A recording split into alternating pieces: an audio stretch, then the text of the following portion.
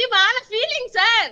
వాళ్ళ ఫీలింగ్ చెప్తా నేను. మేమెందుకు ఓడిపోతారు సార్? మీరు ఎప్పుడు చెప్పారు పులివెందుల జగన్మోహన్ రెడ్డి గారి అడ్డానని? గత కొన్ని సంవత్సరాలుగా అడ్డాలో మేము ఎప్పుడో ఎమ్మెల్సీ తోటి అది బద్దలు కొట్టేమంటున్నారు కదా. ఎందుకు వేల పోలీసులు పంపించుకుంటున్నారంటే మీకు భయం.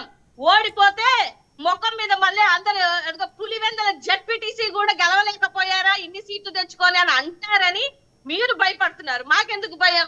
మేమెందుకు భయపడాలి? అంత అవసరం ఏముంది?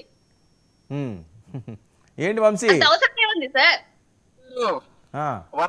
వైనాట్ 175 అన్నటువంటి వారు ఈ రోజు ఆఫ్టర్ ఆల్ పులివెందుల డిప్యూటీస్ అని మేము అంటా ఉంటే మరి ఆ పులివెందులకు పాపం వాళ్ళు ధర్నాలు చేస్తా ఉన్నారు, రాస్తారోకోలు చేస్తా ఉన్నారు, అన్ని చేస్తా ఉన్నారు.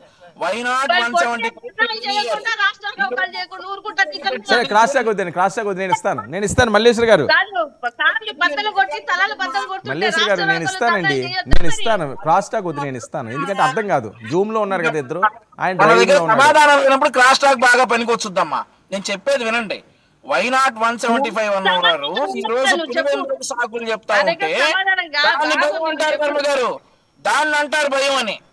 మీకు గుర్తుందా? వైనాట్ 175 అని చెప్పేసి జగన్మోహన్ రెడ్డి గారితో సహా కుప్పం కూడా కొడుతున్నాం, అన్ని కొట్టేస్తున్నాం, మంగళగిరి కూడా కొట్టేస్తున్నాం అని చెప్పి అన్నవారు ఈ రోజు పులివెందుల్లో ఒక జడ్పీటీసీకి 20,000 డబ్బులు అని చెప్పేసి లేనిపోయిన మాటలు చెప్పటం, స్లిప్పులు మార్చారని చెప్పేసి ఒక మాట చెప్పటం, పోలింగ్ బూతులు మార్చారని ఒక మాట చెప్పటం, రిగ్గింగ్ చేశారని మాట చెప్పటం, ఎలక్షన్కు ఒక రోజు ముందే వీళ్ళందరూ కూడా సాకులు చెప్పటం అనమాట.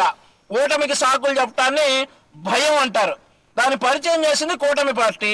ఆ భయం అలాగే ఉంటది. 2024 పులివెందుల 2023లో పులివెందులు కొట్టాం, 2025 పులివెందుల జడ్పీటీసీ కొడుతున్నాం, 2029 పులివెందుల శాసనసభ కూడా కొడతామని చెప్పి నాగమల్లేశ్వరి గారికి చెప్తా ఉన్నాం. ఇవాళ పాపం అధికార ప్రతినిధి గారు జ్యోతిష్యం చెప్తున్నారు. కాదు అన్న, జ్యోతిష్యాలు వద్దులే అన్న. మన మూడు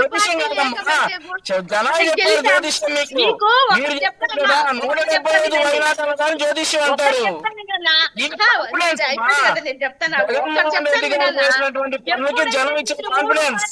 ఏకమయ్యారో అప్పుడే మీకు భయం స్టార్ట్ అయ్యే మూడు పార్టీలు భయం అదేనమ్మా, అర్థమవుతా ఉంది. రోజుకు ఒక మాజీ మంత్రి వచ్చేసి మీరు చేశారు సాకులు చెప్పొద్దమ్మా.